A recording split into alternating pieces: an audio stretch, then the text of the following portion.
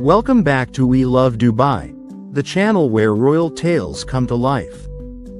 In part 1, we witnessed the magical union of Sheikh Hamdan and Ayesha, a love story that touched hearts across the world. But what happens after the fairy tale wedding? Today, we bring you part 2, a journey of courage, adjustment, and the silent battles of becoming a royal. After the glitter faded and the cameras stopped flashing, Ayesha's real journey began. The palace was beautiful, golden arches, halls echoing with history, gardens kissed by moonlight. But to Ayesha, it felt unfamiliar, distant. She had grown up in modest homes, traveled through refugee camps, and lived among the forgotten. Now, she was surrounded by servants, protocols, and an entire country watching her every move. At first, she smiled through it all. She learned the greetings, the traditions, the way a royal wife should sit, walk, speak. She wore the jewels, attended the galas, stood beside her husband with quiet grace.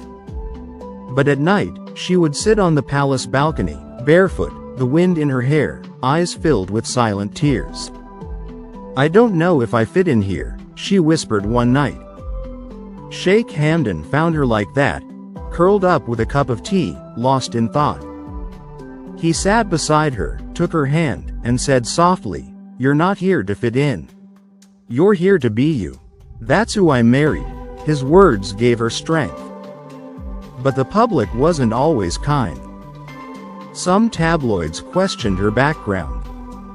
Some royal watchers criticized her choices, her simple dresses, her decision to continue working with orphans, her refusal to let go of her old life. Yet, Ayesha never changed herself. She visited hospitals quietly, with no media. She brought new ideas into the royal charity system. She even transformed a forgotten wing of the palace into an art and healing center for children. Slowly, the people began to see her heart. Not through interviews. Not through appearances. But through her actions. One day, an old Emirati woman in the souk approached her, kissed her forehead, and said, "You are the kind of queen this land needed. A queen of the heart." That night, Sheikh Hamdan wrote her another poem. It ended with the words, "You walked into my palace and turned it into a home." After months of royal life, Sheikh Hamdan surprised Ayesha with a trip.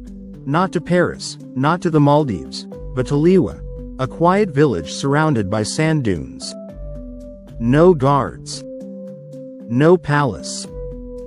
Just a small stone house and the stars above. They cooked over a fire, rode horses, laughed under the moonlight. And for a few days, they were just Hamdan and Ayesha, two souls in love. There, he promised her again, "No matter where this journey takes us, I'll always protect your peace." Visual.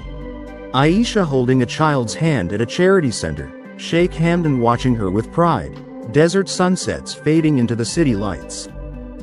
Becoming royal is not about wearing a crown, it's about carrying the weight of a nation with kindness, and still choosing love every day.